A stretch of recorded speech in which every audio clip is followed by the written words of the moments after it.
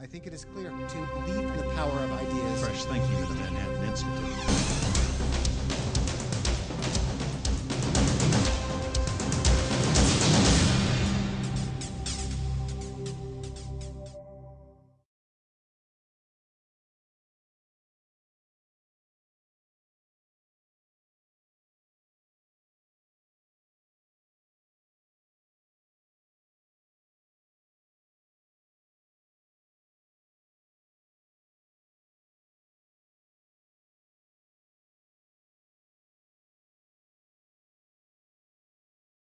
Good evening. I'm Howard Husick, Vice President for Policy Research at the Manhattan Institute, and welcome to the second in the Institute's series of debates on key issues facing the nation during this election year.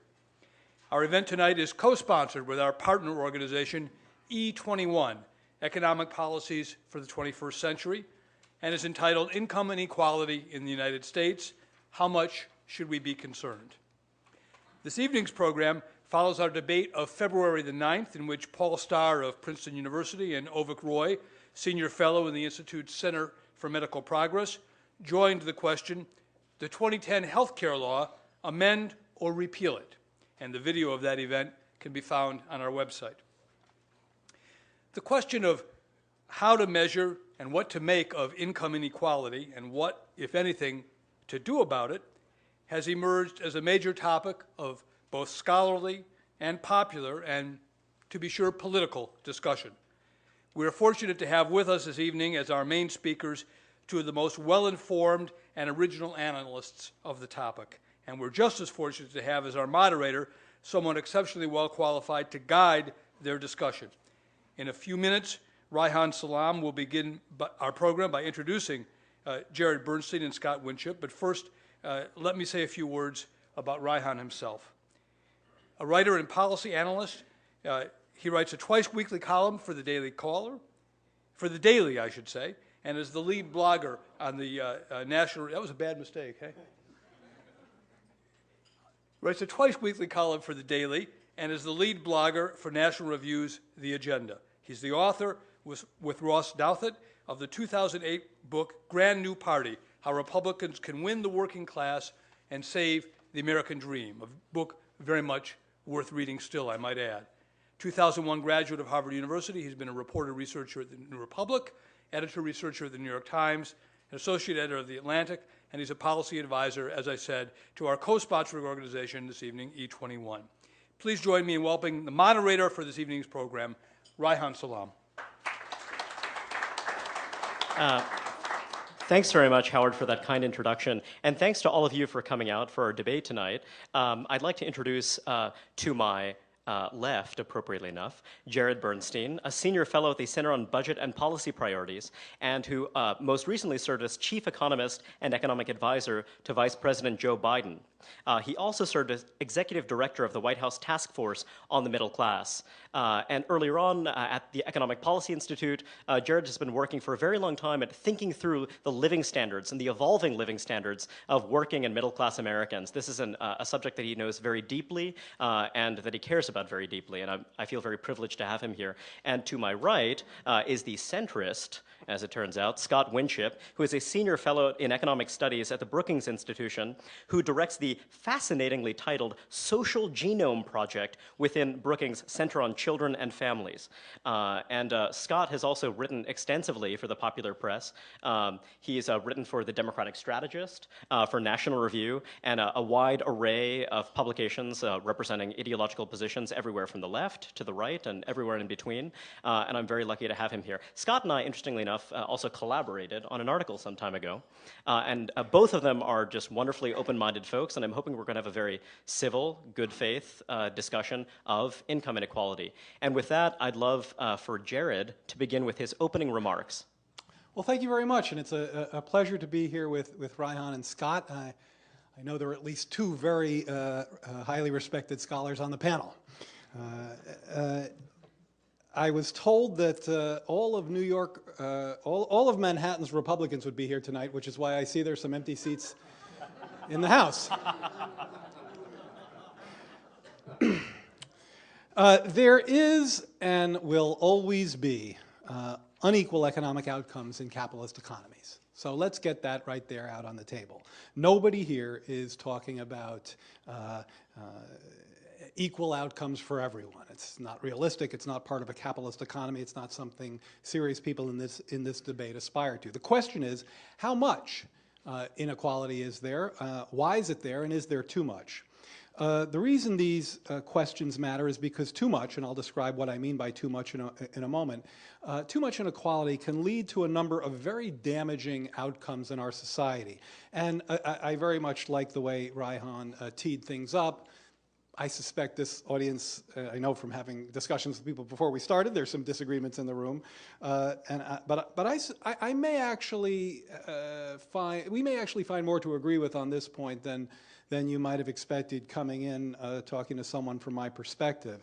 I think that I think that some of the impacts of the extent of inequality in our economy right now, and I have slides I'll refer to in a minute, are damaging to outcomes that people from across the political spectrum should be concerned about.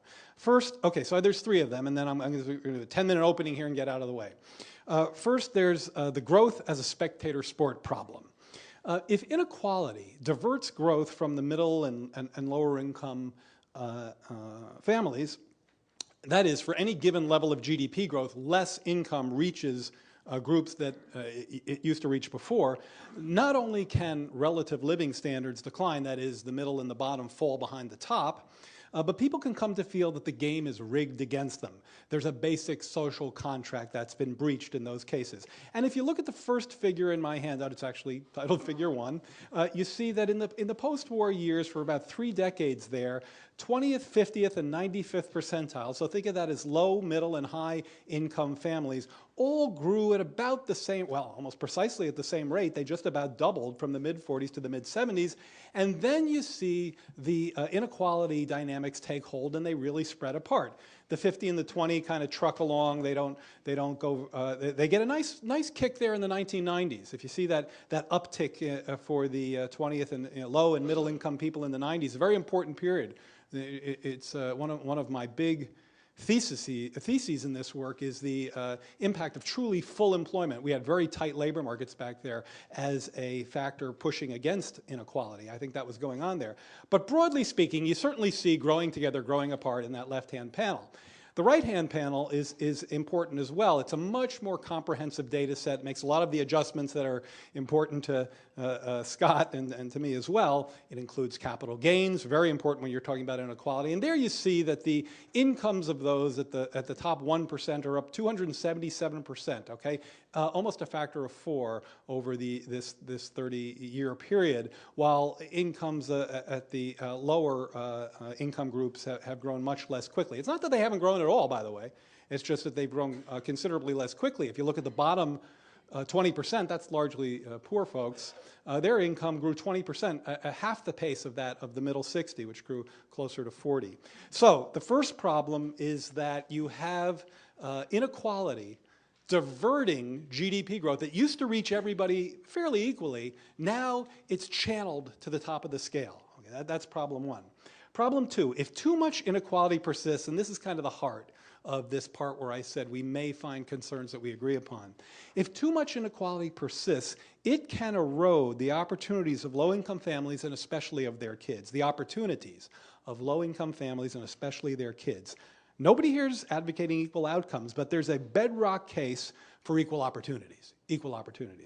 And it's fairly widely agreed upon that this is occurring, that inequality is actually a problem now. If you look at for the opportunities of low-income kids, look at the very page 4 of my handout, and there's just 2 examples. I have many more, but in the interest of time, I'm just going to share 2 with you.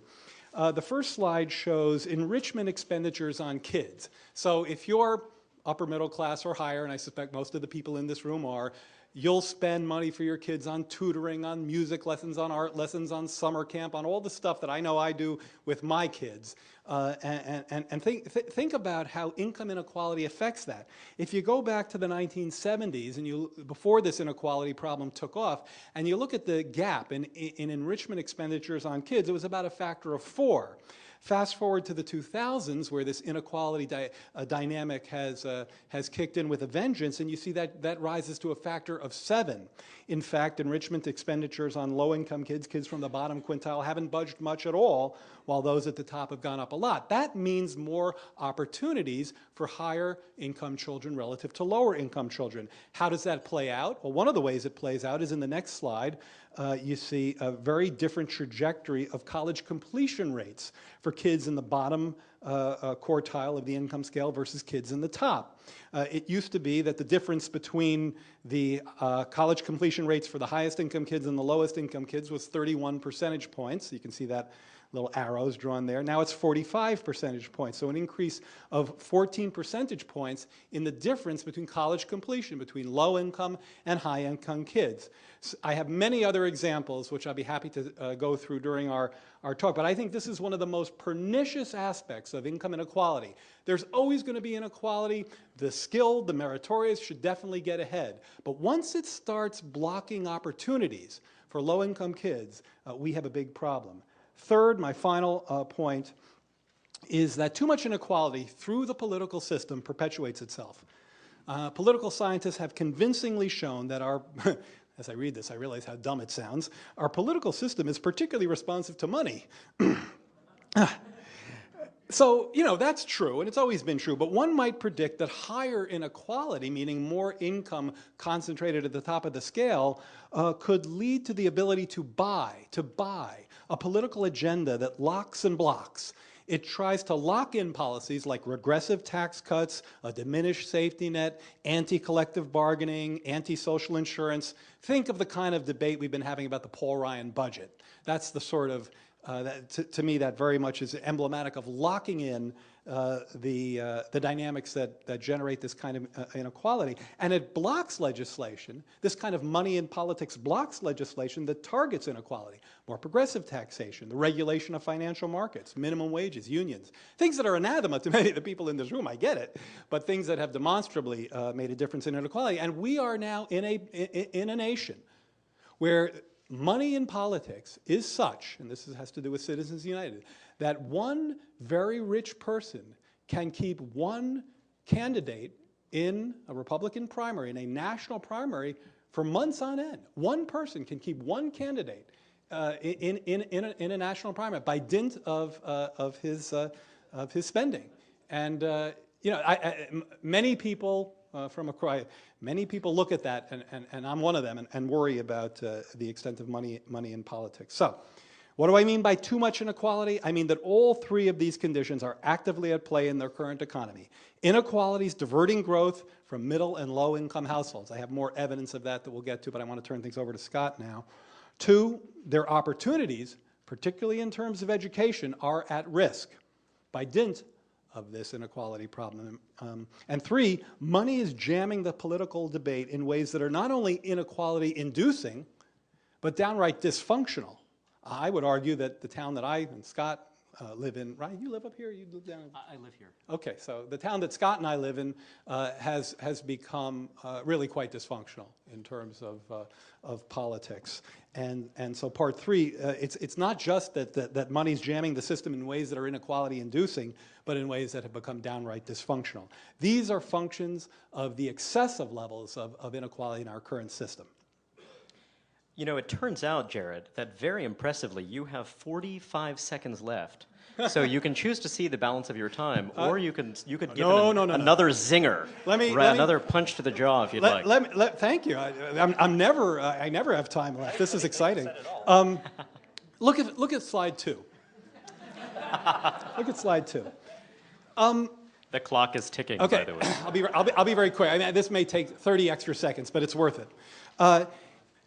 One of the things that Scott and I disagree on, and I'll definitely let Scott, who's a very articulate defender of this view, but one thing we fundamentally disagree on is that it doesn't, income inequality doesn't make much difference in the incomes of people below the top percentile. I think that's demonstrably wrong.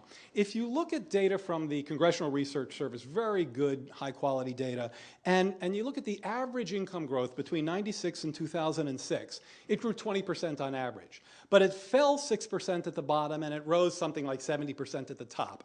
What happens if you assign the average growth rate to everybody? So instead of having a very unequal growth rate like you saw in the latter part of figure 1 where the lines were growing apart, you had a very equal growth rate. The average reached about everybody. What would the difference be? Well, for the bottom 40%, their income went up only $500 over these 10 years. It didn't fall, but over 10 years it went up $500 in real 2006 dollars.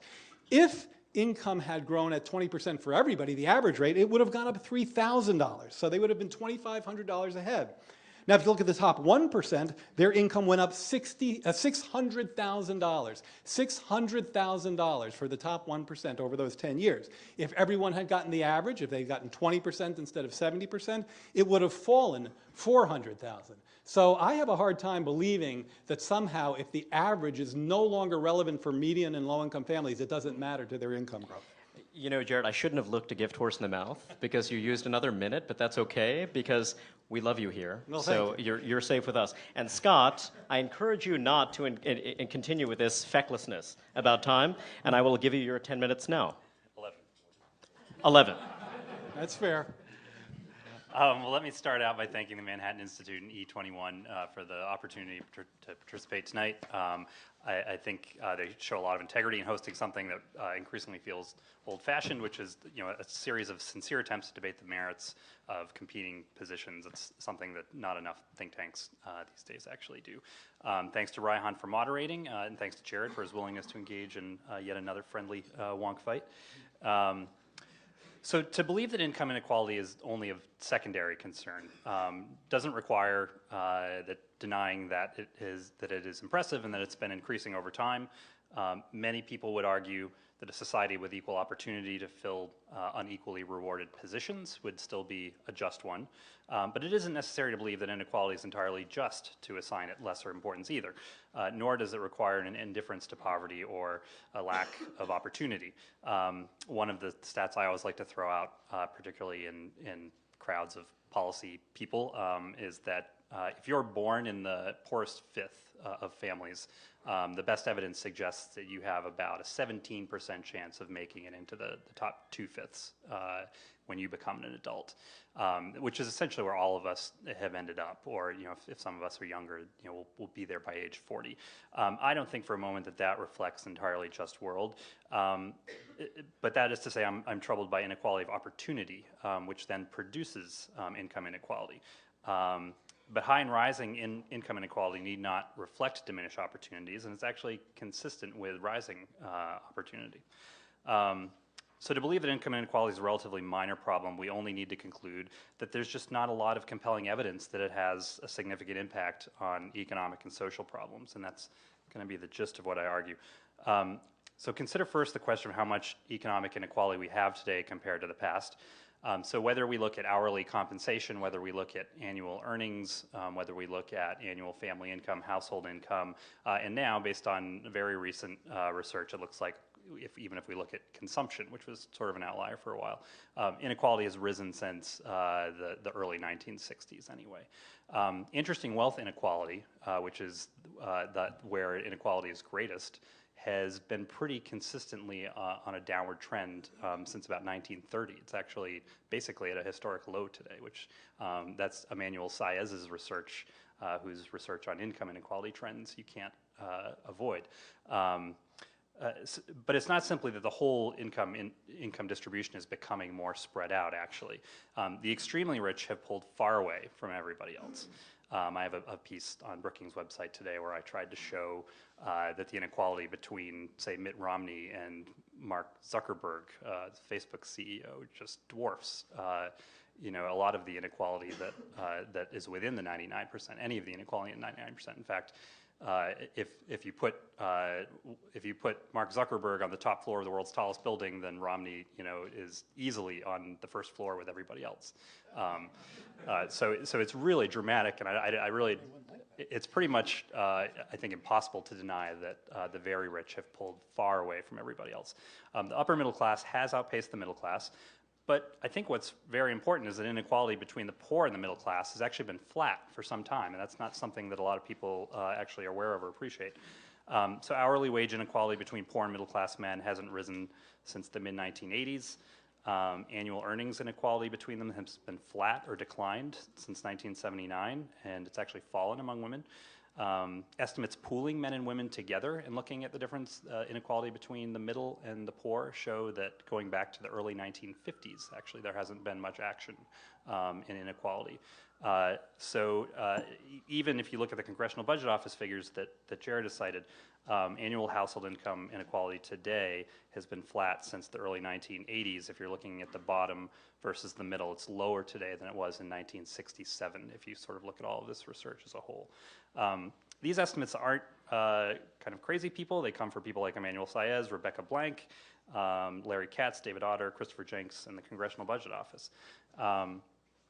So the two key features of inequality growth, the unchanging inequality between the poor and the middle, and the concentration of large increases in inequality at the very top, I think are especially important insofar as inequality concerns are about opportunity for the disadvantaged, which I think is something that it's the primary concern of both Jared and I. Poor kids are mainly competing with middle-class kids for middle-class positions. Many commentators use this metaphor of an income ladder with rungs that are growing further apart. As a way of describing what's happening to opportunity as a result of income inequality. Well, if all of the action is really on the very top rungs, then that metaphor completely falls apart. So I think it actually is very important understanding the dynamics involved with inequality trends. Your phone is shut off, so I can't actually gauge. No, I should be paying attention myself. Okay. So faced with these facts, some analysts might counter that the absence of an increase in low-end inequality simply reflects how bad both the middle class and the poor have been doing. You got a little bit of that from Jared's numbers, but when you use kind of the easily available data sources and a lot of conventions that are the typical conventions that are used, it fails to account for a number of data and interpretation issues that tend to understate growth at the bottom and in the middle. The CBO numbers actually show that at the median, there's been a 35% increase in income since 1979. That's pretty far from stagnation. It's lower than certainly what we had mid-century. But then again, around the world, in Europe and in English-speaking countries around the world, there's been this slowdown in growth. And really what's been unique in the U.S. is that the sort of top outpacing everybody else has been the really distinctive thing. Let's see. So you'll also hear occasionally that male compensation increases have lagged productivity growth, and this is part of the argument I think that Jared makes that the gains at the top have come at the expense of everybody else. But it's actually the case that economists like Robert Gordon have showed that when you measure everything the right way, the trends actually track each other pretty well. On the other hand, for men, it is true that wage growth has lagged productivity growth. I'm doing some research right now that indicates that what that's all about is that there were years mid-century during the peak of unionism when compensation growth exceeded productivity growth. And so what you're seeing is kind of a historical correction.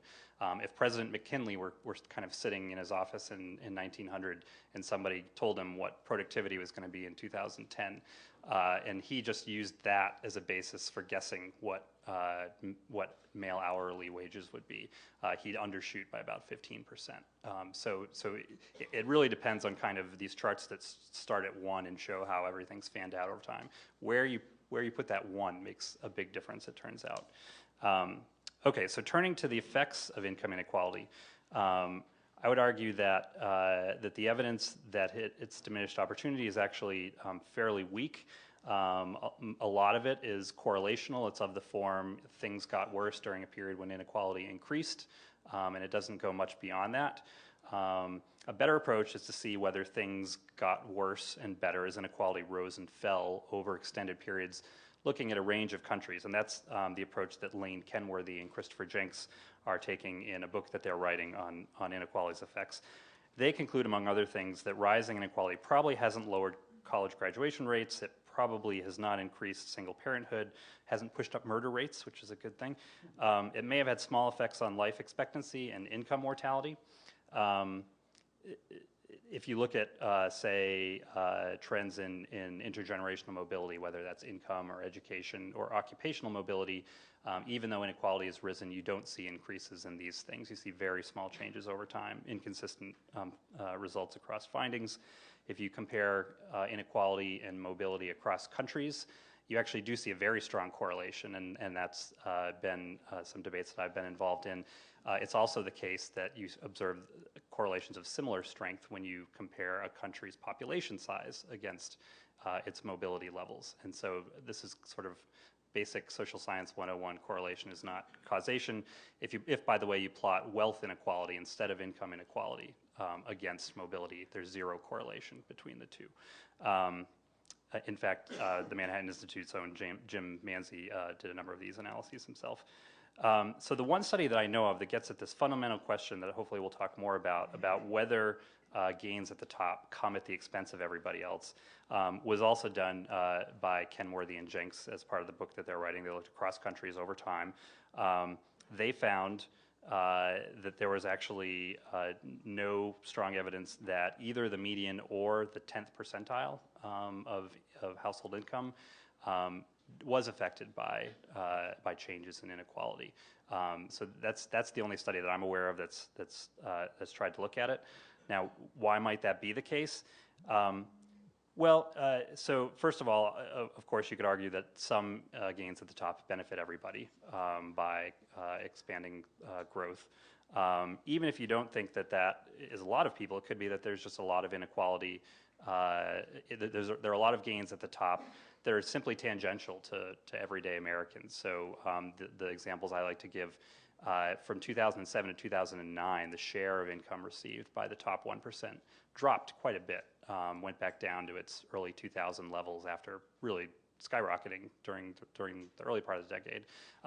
If it's the case that we all ended better off as a result of the fact that they plummeted between 2007 and 2009, it's not obvious. And so if that's true, then why should we assume that when the top share was rising so heavily in the previous decades that actually was hurting the rest of us? I think Reihan is subtly trying to tell me that I'm over time. I hope we can get into a conversation about inequality in politics, but we'll save that for the rest of the debate. Terrific. Jared, you now have 5 minutes for a rebuttal. Sure.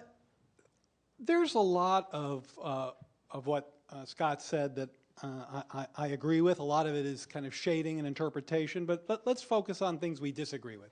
First of all, I have a slide on this. If you look at my slide number 2, you could see this in various pictures I brought. It's not factually correct that the middle and the bottom have grown at the same pace consistently. There's a fairly large gap. If you look at the 50th, this is male wages.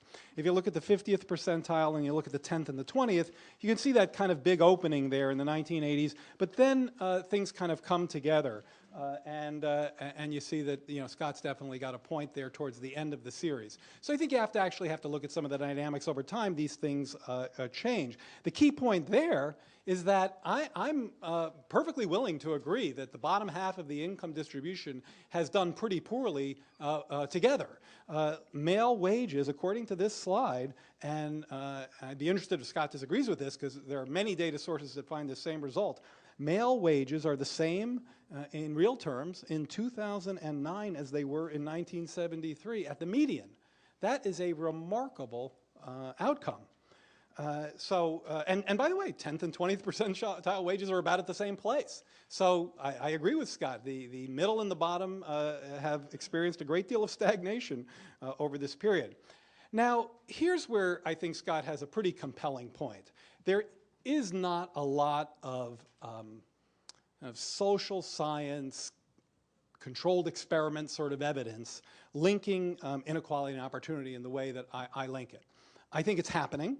I have a quote in here from a Brookings economist, Bell Sawhill, who writes that after some point, inequality can have a negative effect if the rungs on the mobility ladder that Scott was talking about move too far apart. We then enter a vicious cycle in which inequality breeds less mobility produces greater stratification, a hardening of class lines, and I think Bell Sawhill is a very kind of median voice in this discussion. If asked, do you think that at this point inequality is thwarting opportunity and mobility, Bell's answer is, yeah. Her answer is, quote, it likely is. It likely is. And that's where I am. Because the evidence that I have here, and it's the kind that I showed you in those two slides, is correlational at best. Scott is absolutely right. What we see is a bunch of inequality growing at levels we haven't seen since the 1920s. And we see a great divergence of things like enrichment goods.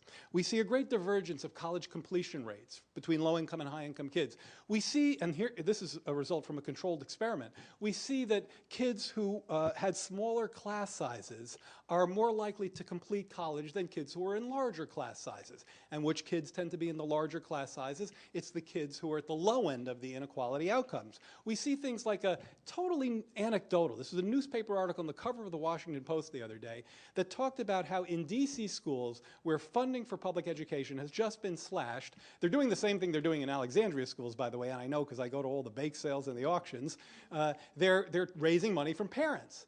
And DC is the most unequal city in the country. And the parents in the high-income neighborhoods are raising hundreds of thousands. The parents in the low-income neighborhoods are raising hundreds. Now, if you don't think that that kind of inequality channeled through into public education in the way I'm describing has a profound impact on outcomes, we just have a fundamental disagreement. But I don't have regression analysis to show it. Social science doesn't always work that way. You start with these kinds of observations and correlations. I agree with Scott that what we see in my view is the beginning of a very troubling fire, a fire that's really burning at the American, at kind of this American compact in ways that I see in politics, in ways that I see in the economy, in ways I see in our fiscal debate. And I think if we wait for the final convincing scientific experiment regression result, it may well be too late. Once again, Jared has 20 seconds left, but I think we're going to see the time. And Scott, I want to ask you, there's a fire raging. Are you going to pour gasoline on that fire? Or are you going to put a beautiful, warm security blanket to smother the flames? When I hear fire these days, I just think of my 2-year-old who anytime she hears a siren tells us, fire, fire. So, hopefully she's in bed. So let's see. So I think what I'd like to respond to is Jared's chart on page 3 of his slides. So if this is an example of, I mentioned during my talk that if you use kind of easily available data sets and you use conventions that admittedly a lot of people use, there's a reason conventions are conventions. They're not necessarily crazy things to do. That said, there are a lot of improvements that a lot of researchers, such as myself and actually the Congressional Budget Office, agrees with a lot of them. These are hourly wages. Sure, you're exactly right. So it's not exactly comparable to the CBO figures that I cited, where the 20th percentiles increased, or the median has increased by 35%. These are hourly wages, and it's just men, by the way. Yep. If you look at the same chart for women are off the charts, and I think that's a completely fascinating story about kind of what has gone wrong with guys, because the story for women is pretty much unambiguously positive. But sticking with guys, so one big problem with this chart is you're looking at hourly wages. That's not hourly compensation, of course, and so the big thing that's increased over this period are healthcare costs. Now, if you're an employer, it doesn't matter to you whether you're paying your employees in terms of wages or if you're giving them health insurance. There are tax incentives to give them health insurance, There's polling evidence that leads me to believe that people actually prefer to get health insurance rather than wages. It's certainly cheaper than if they had to buy equivalent policies on the individual market. But because these costs have been rising over time, that year after year, rather than seeing wage increases like we would have seen in the past, you get compensation increases, but it's more and more healthcare. And that doesn't show up in the chart. And so if you're just looking at wages, you get either a decline or not as much growth as you get with actual compensation. So that's one thing that's going on. Another thing, which is to say, the situation for guys, I don't want to sugarcoat, it's not been a dramatically great 30 years for guys. Part of that is, as I said, there was a period mid-century where it was a man's world, and so not only were unions pumping up wages above what productivity gains would have dictated, but there was also, there were these rents associated with being a guy in a society that didn't expect many women to work, right? So you've seen over time increasing competition that now women are competing with men for jobs, and these rents have kind of been chiseled down, and particularly as unions have declined, that's sort of fed on each other as well. The other thing that's going on is changes in the population composition. So over this entire period, you have a lot more Hispanic immigration over time. The debates about whether Hispanics lower the wages of native-born workers, I think, is just a mess, and as far as I could tell, will never actually be resolved, because it's just going to be George Borja against Larry Katz and David Card until they all pass away, I think. But it is the case that when you add a group of people to your population that is disproportionately lower skilled, lower wage workers, that's going to kind of put a constant downward pressure on wages as well. So that's another thing that's going on. You can get into more technical debates about inflation adjustment. I'm not sure what Jared has used here. CPI-RS. Okay, so Jared's used a measure that is widely used, that I use a lot. It's still the case that some people believe that even this measure overstates inflation. I'm one of those people. There are a lot of people that believe that. So Bruce Meyer and James Sullivan, for instance, economists at the University of Chicago and Notre Dame. At the School of Social Work at the University of Chicago, so. Notre Dame, a good Catholic school. They construct an alternative measure of inflation based on other people's research, and they actually find that household incomes, so again, it's different than male wages, but household incomes increase by 50 to 55% since 1979 versus conventional figures that, Jared's on his first page from the census show 18% growth. So we're talking about a huge range of uncertainty about what has really happened in some of these measures. I'm out of time. Oh, well, I'll give you another minute. So the one other thing that I will say that's even a little bit more speculative, and I wouldn't hang my hat on this, but I think it gets attacked too easily. There is research by University of Chicago economists, Christian Broder and some of his colleagues, that argues that inflation has actually increased quite a bit less at the bottom than it has elsewhere. And that's because when prices change, the poor are either more able or more willing to switch from meat to chicken, from this brand of milk to that brand of milk. Whereas the rich, the argument is, either are less willing or less able to switch between kind of high-end purchases like that. Now people think Broda's an outlier. It remains to be seen what to make of this research, but the Bureau of Labor Statistics actually has two different papers that had the same qualitative finding, that inflation has grown less at the bottom than it has elsewhere. If that's true, then gains at the bottom have actually been bigger, even relative to the middle and the top, than what these. All right, that's enough out of you, Winship. So I am going to do something very uncharacteristic of me, which is I'm not going to ask the first question I wanted to ask. Instead, I will try to elaborate on something I know that both of you had hoped to talk about. So, Jared, you mentioned in your talk just this anxiety about political change. That is the idea that income concentration at the top and wealth concentration at the top would steadily change the shape of our political institutions. And I know that Scott has a somewhat different view on that. So first, I want to ask you a question.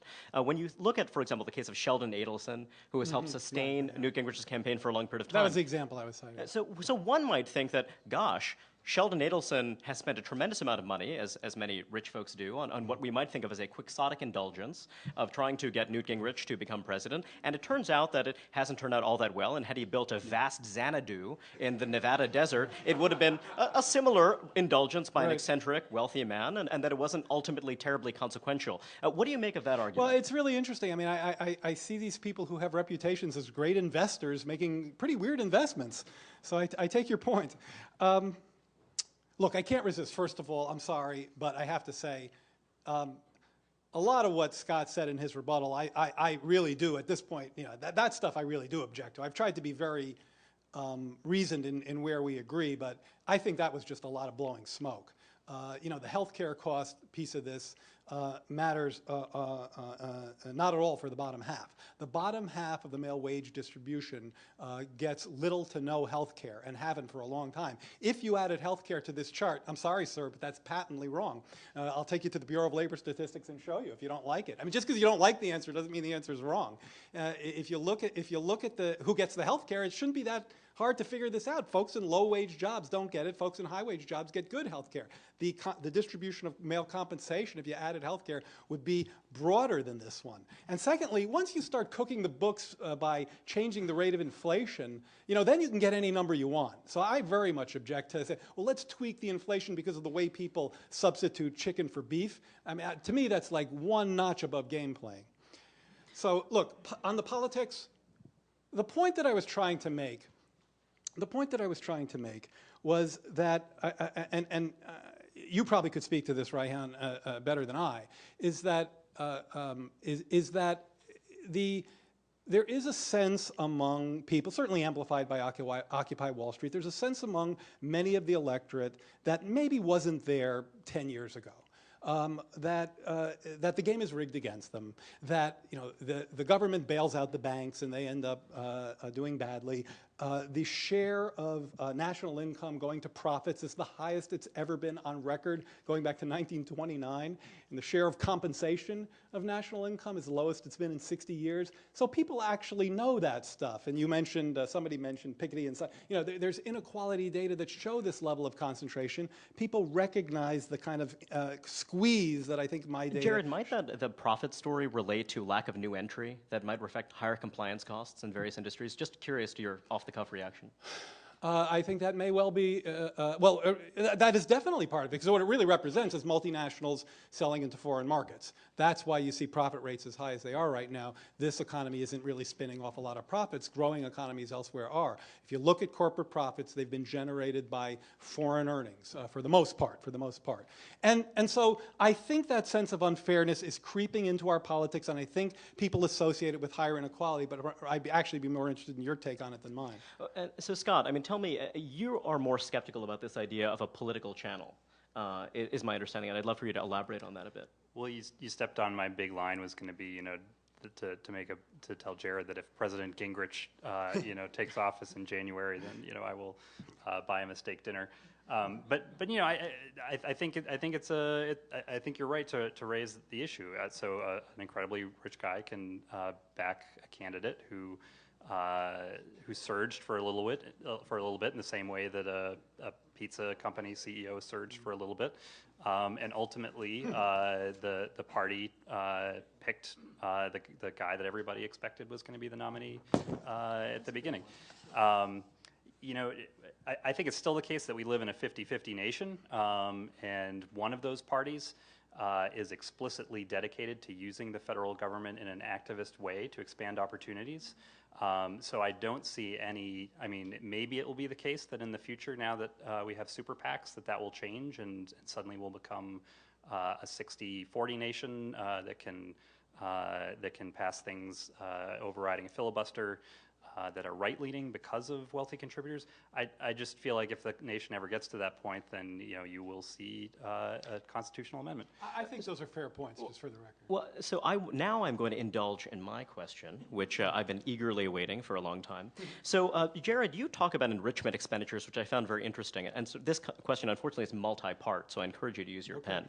But one part of it is when we think about some of these enrichment expenditures, one wonders if some of this reflects positional competition. That is, are these enrichment expenditures actually translating into enrichment, or is it, kind of a lot of money chasing relatively scarce goods in some of these contexts? And to elaborate on that, one of the big differences you see across different economies is varying rates of capital productivity. That is the idea that when you see investment-led growth in a country like, say, China, where you have very muddled price signals, it doesn't necessarily translate into as much growth as you would see in a country where that investment is more effectively translated into real growth-enhancing institutions, shall we say.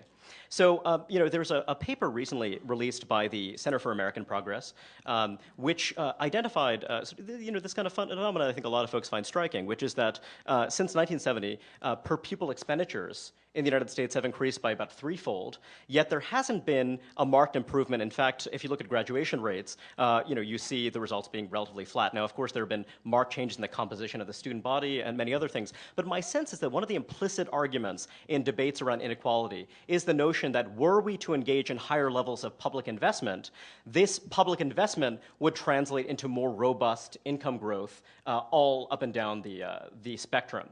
Yet there is a concern from many people on the center and also right of center, and I think actually from some Blairites, you might call them on the left of center as well, that when you're looking at these public institutions that are actually gaining the lion's share of these, let's call them investment dollars, they're not actually doing a very good job of translating that into actually productivity-enhancing investment.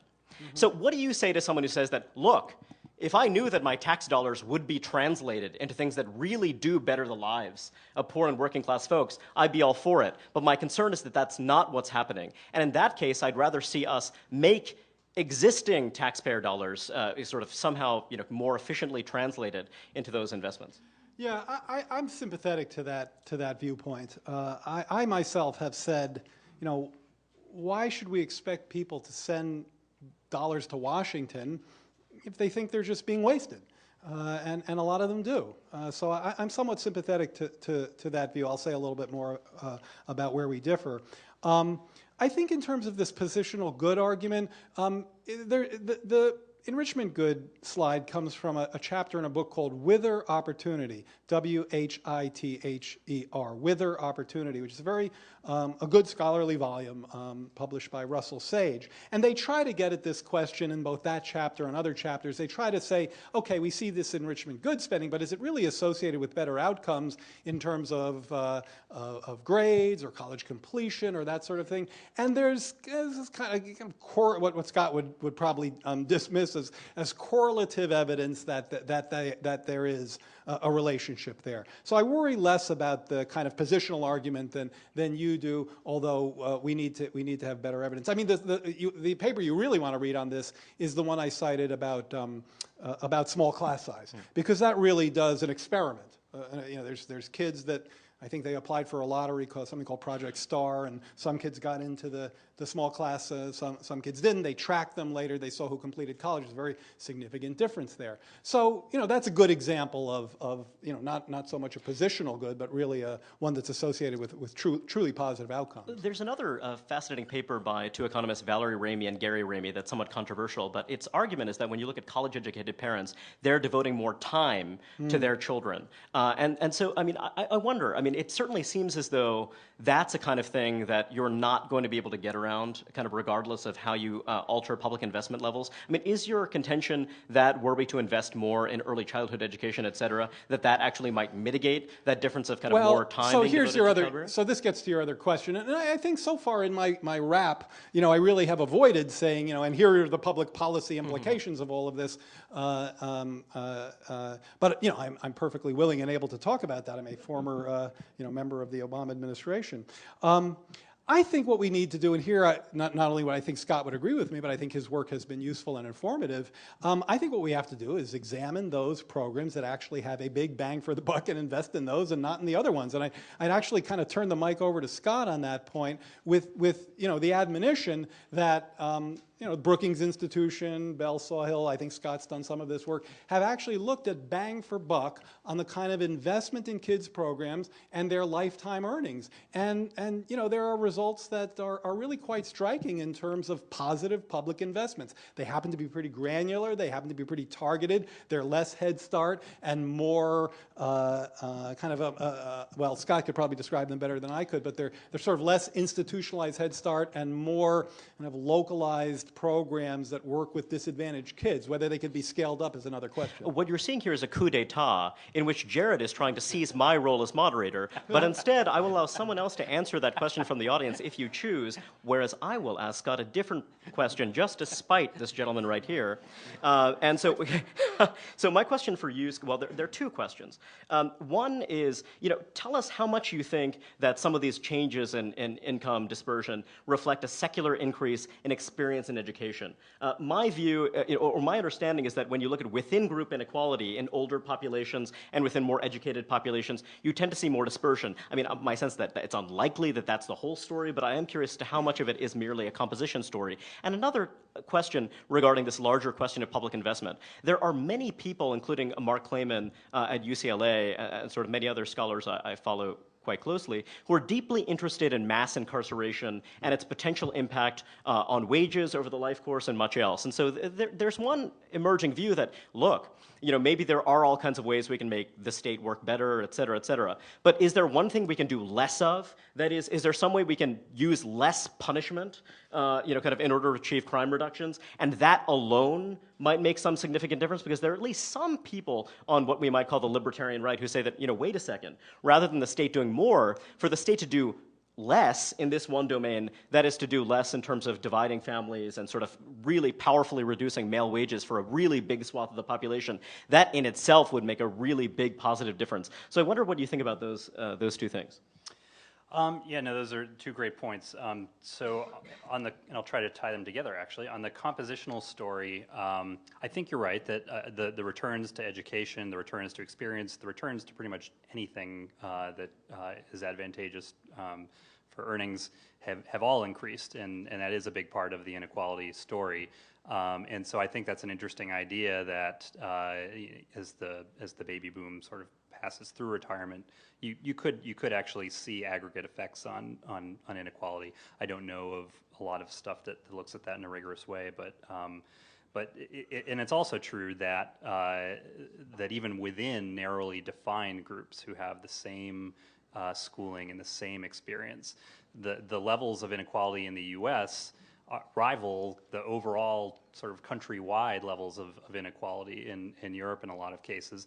And I think that, I'm speculating a bit, but I think that does sort of speak to a culture that tolerates inequality to some extent more than elsewhere. And it speaks to the role of chance as well, although certainly it's clear that the returns to skill have increased. The other part of the compositional story that I didn't mention, but in fairness should have, when you're looking at things like trends in wages, is the fact that you have incarceration growing over time. And not only that, but you have an increasing share of men who are just dropping out of the labor force. And they don't show up in Jared's numbers, and that's a bias that actually works against Jared. I have colleagues at the Hamilton Project at Brookings who do some analyses that I do not think are the right way to approach this, where they include anyone who says that they didn't work last year in their numbers and give them $0 wages. And it turns out you get big declines in wages among guys if you do that. Of course, a lot of those non-working guys retired early. They are in school getting master's degrees. They're lucky enough that they don't have to work anymore because they've done well. increasingly their wives are working, and that gives them opportunities to not work that they didn't have before. So I think it's a complicated story, but there is this incarceration story and this story about disability benefits, actually, which is, I think, a lot more complicated. You have increases in disability benefit receipt that are all out of whack versus trends in health. And so there's a big question about how you incorporate these guys into figures like Jared's, because to the extent that they could be working and maybe should be working, you really do want to throw them in there as being kind of lower wage workers. Neither of those answers your questions. I do think there are things we could do to reduce incarceration, or if not reduce incarceration, sort of mitigate the impact of it. I'm sort of hopeful that new technologies like GPS tracking and things like that, doing things like house arrests, where you can actually track where the person's going and kind of confine them to limited areas. You could even... Your spouses could also use these technologies potentially. Sure. Yeah. So I only have a little bit of time left for my little show here before we get to questions. So I do want to ask one last question, which is a little bit of a muddle, but hopefully you guys will make something of it. So part of what we're talking about is the legacy of mid-century America. And kind of one idea that I think is implicit in your remarks, Scott, is that what you're talking about is a very unusual period of time when working Americans had an unusually kind of large amount of leverage relative to their employers. But another piece of this that I find very interesting is that when you look at, so if you buy the idea that within group inequality tends to be higher for more educated groups, then I wonder, Jared, what do you make of the fact that in the United States, our 65-year-olds are perhaps the most educated in the world relative to other market democracies, whereas our 25-year-olds are in about the middle of the pack.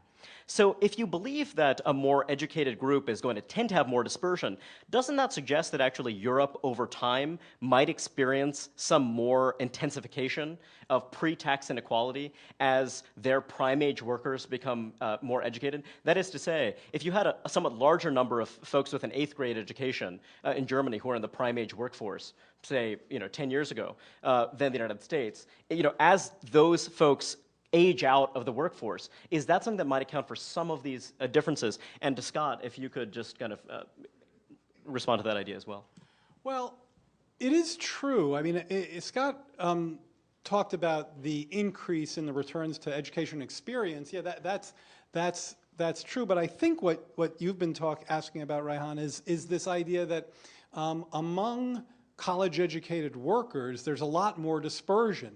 And in fact, if you consider the fact that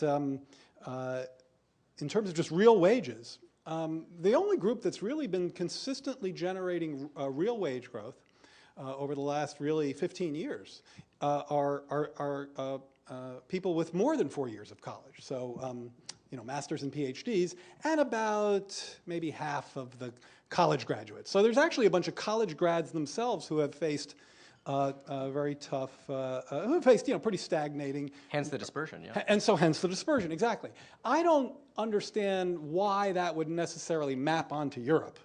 It seems to me that we, from what I know, and you may know things I don't about this, I don't think we've seen that kind of within-cell dispersion in the European data as much as we have in the US data. And, you can imagine Germany, for example, is a really interesting example. I mean, Germany is an economy where there's actually more inequality than there used to be, but it's largely because they've developed a fairly significant low-wage sector.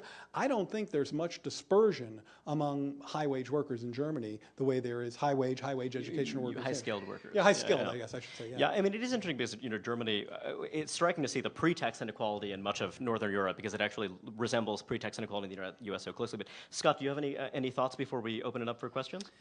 I don't. I think this is one of the many instances where you come up with an idea that is insightful and other people haven't come up with it before. And so, as far as I know, there isn't a lot that has been done on this, at least that I'm aware of. But I do think it is an interesting idea that if you increase subgroups that have more inequality than others, you might see some convergence. I can't claim credit for it, but Jared, I do want to know, how do you feel about the incarceration issue briefly? We just have a few seconds.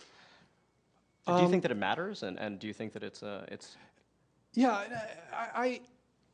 I think it matters a lot, and I think it's a very it's a very profound social problem. I don't know. Could you ask something more specific? Sort of like, what are you looking for here? Well, I mean, I guess the idea is, this does seem to an area in which, if you look at Texas, if you look at Indiana, if you look at a lot of other jurisdictions, you do have a lot of politicians who are on the right who are saying that, look, incarceration is something we need to look at. This is something that is actually a huge problem in terms of America's human capital. Okay. And so I wonder if this is an area where you might achieve some consensus where, you have people who really care about public sector efficiency and resisting tax increases, yet who say, gosh, this is a real moral issue that really does impact mobility. It does seem to be, if you actually thought about this pretty cold-heartedly in terms of cost-benefit, we'd probably have a very different incarceration system. We obviously need to put dangerous people away from the rest of society, but it does seem that we are squandering vast resources in imprisoning people who, had we a different system, could probably become more productive members of society. Okay, well, I've indulged my questions, and now we're open for yours. The gentleman with the beautiful gold tie and the glasses on his head. And please introduce yourself before you ask your question. Oh, and actually, just someone will come to you with a microphone. Can somebody bring me a glass of water, please? Usually they have water. My name is Fred Cecil. I have no affiliation. I just two parts. One is Mr. Bernstein's comments. The first thing I thought of when I heard his presentation was it really is a reflection of the failure of the school systems in New York and elsewhere, and over many years. And I think that has, I would comment on that, the effect of that. And the second question is just about the fluidity among incomes over, that the same people are not always in the same percentiles, and it moves. There's an enormous movement up or down. I would like you to comment on that part too, please. Yeah. Both of you. Yeah, I'll maybe start with maybe you take the more of the mobility question. I'll allude to that quickly, and then maybe turn that more over to Scott. It's I've looked quite closely at this issue of the failed school system, and my view is that the inequalities, just like my Washington, D.C. anecdote, which I actually think is a very good one. I could take you to schools in Washington, even in Alexandria, which is one of the richest cities in America. I could take you to schools that you would be very happy to put your kid in tomorrow, and schools that you wouldn't put your kid in if you could help it in a million years. And I could take you to schools like that in almost any town in America that was affluent.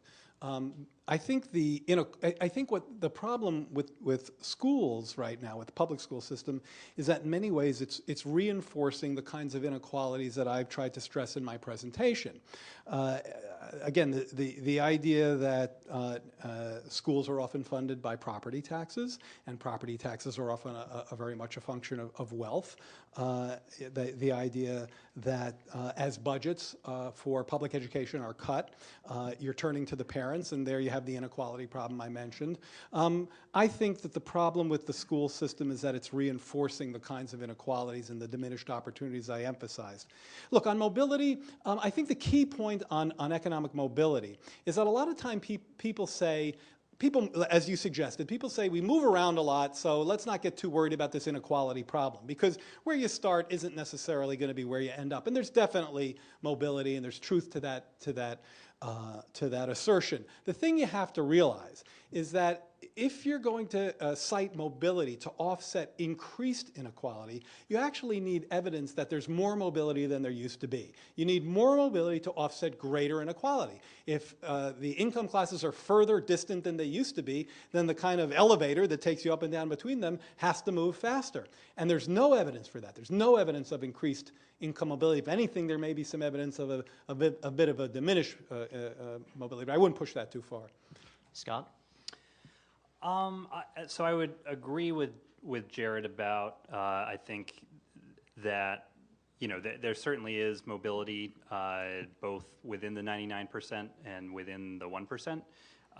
But I don't think, it's interesting. Different people can look at the same numbers in different ways. So Pew, where I worked before I was at Brookings, had these numbers that showed that if you're born in the bottom, you have a 42% chance of actually staying there as an adult. And similarly, if you're born at the top, you have about a 44% chance of staying there as well.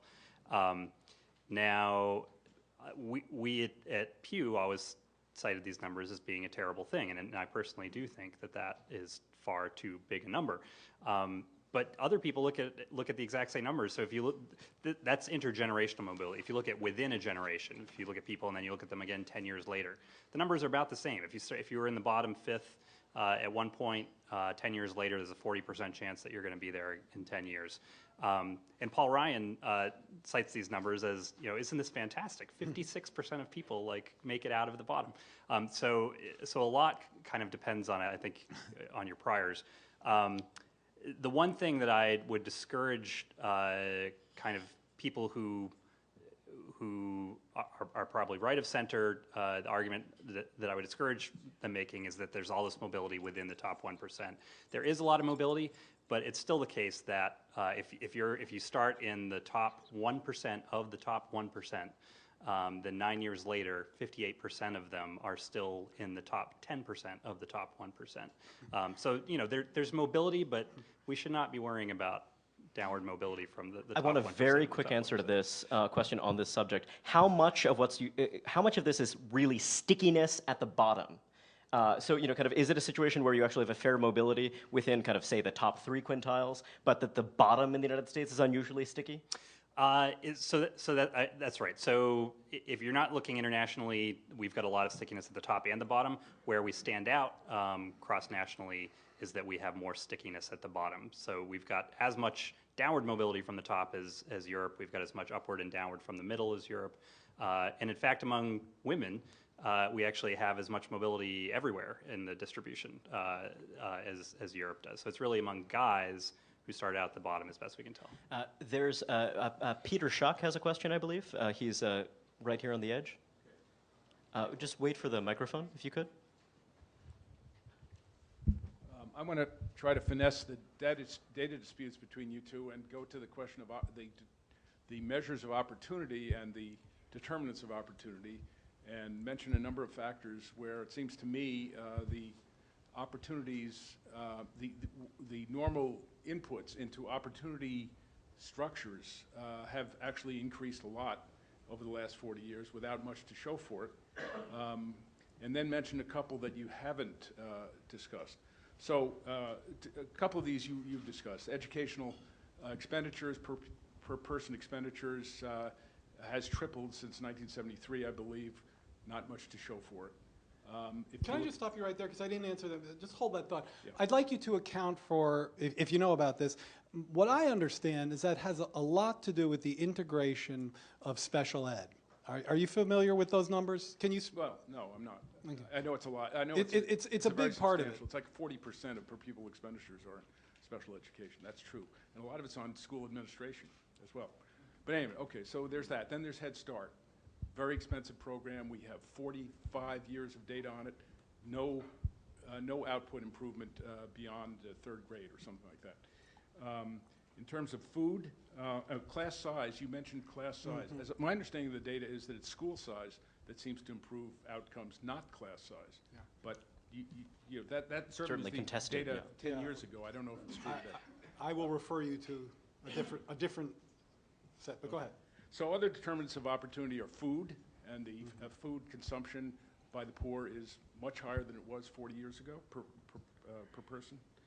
Housing quality has improved a lot over the last 40 years, as measured by square footage, as measured by the various aspects of housing quality other than square footage. Health status. It's a complex subject, but the two conventional measures are life expectancy and infant mortality. They've improved a lot for poor people. Is there a particular question you want to kind of get to? I want to know what you think. The only thing you've mentioned is, after the 40 years of educational expenditures of this kind, you mentioned an experiment here or there that shows some promise. Okay. And the two other items, Sure. Crime victimization, much less today than it was 40 years ago. And then finally, family composition, which nobody's mentioned, which I think is probably the source of the stickiness that Reihan mentioned at the bottom. That's changed enormously, and I don't see how you can analyze the problem of inequality without focusing on family composition. Okay, Thanks very much. All very good points. Head Start, there's some new research on Head Start, and I'd be happy to put it in front of you, that is considerably more positive than your comments reflect. One of the things that they're looking at are what we call sleeper effects. So the ideas that you're espousing look at Head Start students at, say, grade 8. Well, now we're looking at them as adults, and it turns out that in controlled studies, kids who were in Head Start, a lot like kids who weren't in Head Start, look at you follow them, that there seem to be some pretty significant improvements as adults. So that's, I'm not quite ready to write that off as quickly as you are. I think on the education per pupil, you really have to look at the composition effect, how that spending has changed. Special education is very expensive, and all that integrating of disadvantaged kids into the classroom has been quite expensive, and I think it is largely responsible for that increase. Yeah, and I would agree with that. I mean, I think you make some very good points. I mean, I think your point on food consumption is probably true. Housing, there's considerable. I'm sure that you know, square footage of housing has improved across the board. I don't doubt that. I think there's vast housing inequality out there. Same thing with health status. In fact, if anything, there's been some evidence that inequality has had detrimental effects on health status across the income scale. Look, in terms of family composition, it's also an important point. It is captured in Figure 2 in my chart, and in fact, if you factor it in, you do get better income growth, controlling for that. So you're right. But actually, if you look at the median income of a married couple family with 2 kids over time, so you're controlling for that, you see much of the same kind of stagnation that I've talked about at the median anyway. Thanks very much. Okay, so what I think we might do is tee up 3 questions at once. So why don't we just get, there are 3 gentlemen here who are hoping to ask questions. So if you wouldn't mind asking your questions very concisely, and then we could get responses bunched together. Larry Mead from New York University. It's on. I think it's on, yeah. You've talked a lot about the consequences of inequality for opportunity, but not a lot about the causes of inequality. It makes a great difference what the causes are. I hear roughly 3 theories. One of them is that this is inherently a product of capitalism. The other is that it's due to the George Bush tax cuts and other policy changes, particularly in the 80s and 90s. And thirdly, and this is my own theory, it has much to do with the deterioration of work levels and otherwise economic results at the bottom of society, the bottom fifth. There's been a brief mention to this. One of the evidence for this is that inequality paused briefly in the 90s because we reformed welfare and drove a whole lot of welfare mothers into jobs. And that increased their income, and inequality went backwards for a while. And then it resumed because so many people have welfare, they no longer face serious pressures to work. And meanwhile, the welfare thing doesn't really work in ways I'll explain in a minute. But you raise a good point. And let's go ahead and get those 2 other questions. Steve Klinsky, New Mountain Capital. My question is, we're talking about why inequality is bad, and my question is, if somebody starts Apple Computer and succeeds rather than fails at starting that company, they'll become wealthy, inequality will rise, but is that bad, and does that truly divert growth and other opportunity from other people? And then this. Hi, I'm Jesse Fuchs from New York University. My question was about, we've been talking about actual sort of financial wealth, but there's also social capital, intellectual capital, people's social connections, et cetera. And I guess I'm wondering, are there any studies that show how, if those more greatly or less correlate with wealth than they did 50 years ago, i.e. is there more or less cross-pollination between different financial classes, or is that really Thanks, tight? And there's also someone right here at the front who I believe was hoping to ask a question. Do you still have a question, sir? I was just doing a point of order because you started to answer the first question. Got it. Oh, and Ovik, Roy? We've talked a lot about income inequality this evening without speaking directly about 2 drivers of income inequality, one which Professor Schuck tried to address, which is family breakdown. which is correlated to income. And the second is the transition from an industrial economy to an information economy, which favors IQ over work ethic relative to the industrial economy. And both of those problems appear to me to be intractable to public policy. And then I just make a comment, which is that we spend $1.5 trillion of the federal government on health care. So if inequality in health status is worse today than it was 50 years ago, what are we doing? Terrific. Scott, you've been waiting patiently. Would you like to take a crack at these questions? Yeah, they're great questions. I guess I'll start with Larry. So I might not disagree that what happened in the 90s was all about welfare reform, but I think you're absolutely right that welfare reform was successful at least up until the Great Recession. I think there's some real concerns about the sort of pro-cyclicality of it. But that said, I think you're right in that we have a lot of guys who are dropping out of the labor force, who probably, it is an analogous situation to what the old AFDC program was. It's able-bodied guys. There are no incentives to get off of the disability rolls once you're on. Rich Burkhauser has done a lot of stuff on this. The situation for kids who receive disability payments and then kind of age out of them at age 18 is just a tragedy. I mean, there's every incentive in the book for them to just go from getting SSI payments because of a disability, and disability is sort of a loosely applied phrase, I think, for a lot of these kids, but for them to just go right from that into Social Security disability rolls. And they never get skills, they never build work experience, and I think it is a real tragedy, and I think there's a lot of positive lessons that could be taken from welfare reform. And Rich has a book out that I'm sure you know about, but the others might not, that I recommend everyone.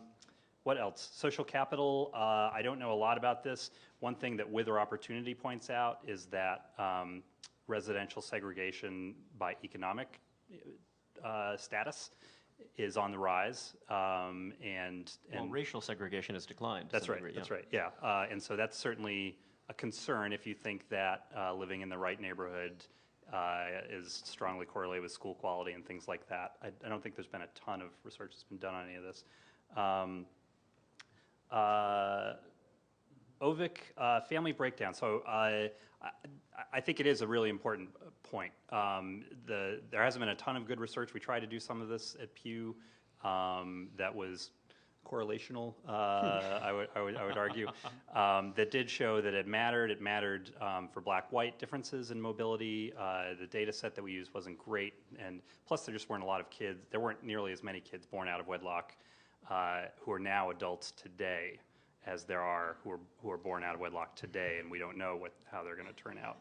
But my colleague Gary Bertlis has done some research on this. It looks like if you take that and you take the fact that increasingly people with the same education are marrying each other, that together probably explained at the time something like a third of the increase in inequality. So can I just quickly jump in?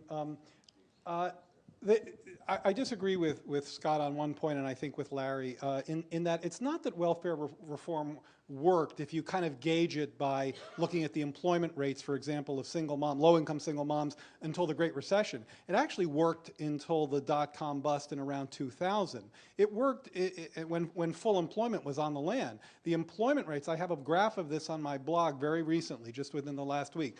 The employment rates of low-income single moms really shot up around the period of welfare reform, and I'm sure welfare reform had something to do with that. But starting in 2000, they began to fall. Not in the Great Recession, but well before that. So I think welfare reform is very much a fair-weather ship that does well when the winds of full employment are in its sails. Look, I think the family breakdown thing is obviously important, but it's been pretty overdone in the following sense. If you look at the period where single mom families were growing the fastest, which was in the 1970s, their poverty was actually declining in those years.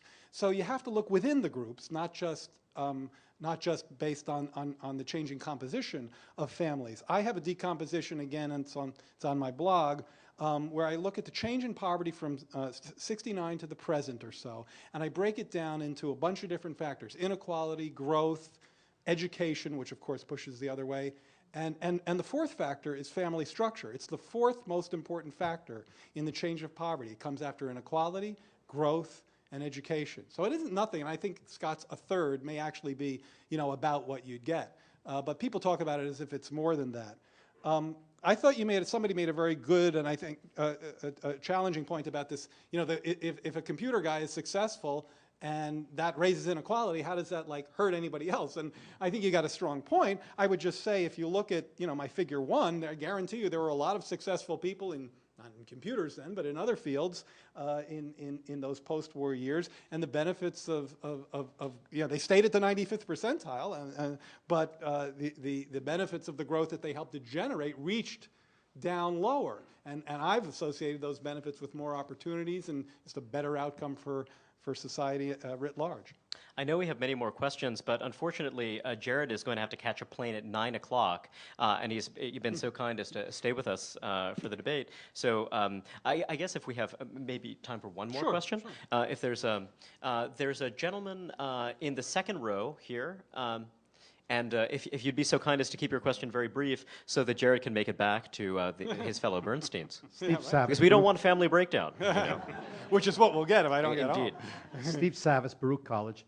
I understand that, in fact, the income gap is growing very rapidly in many countries throughout the world, that at the moment the gap is growing most rapidly in China, for example, and that a major factor in the gap is, one, the emphasis on people who can manipulate symbols, letters, and words and numbers, and secondly, the inflow of about 1.5 billion new workers, industrial workers, into the international economy, which has put a premium on, which has dropped the payback for wages, for labor, and increased it for capital and for better educated individuals.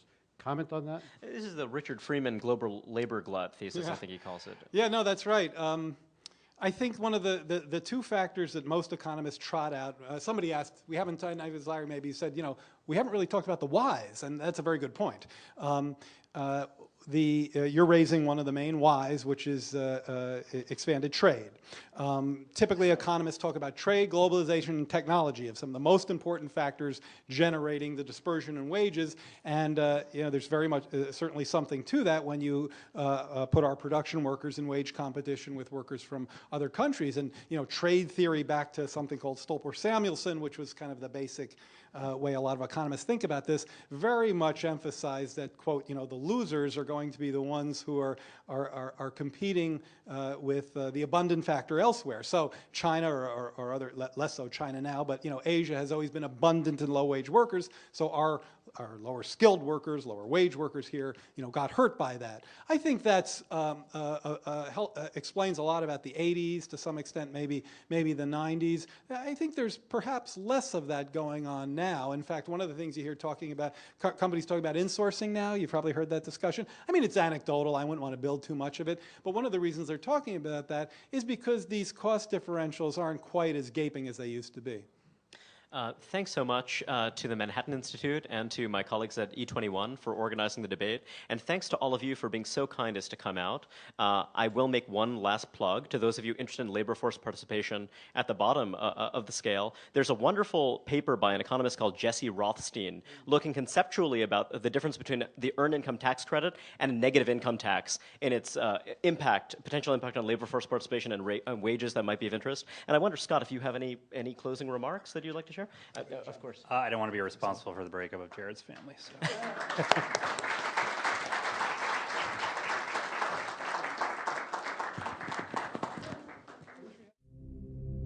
I think it is clear how fortunate we are to believe in the power of ideas. Supply the common sense and the fresh thinking of the Manhattan Institute.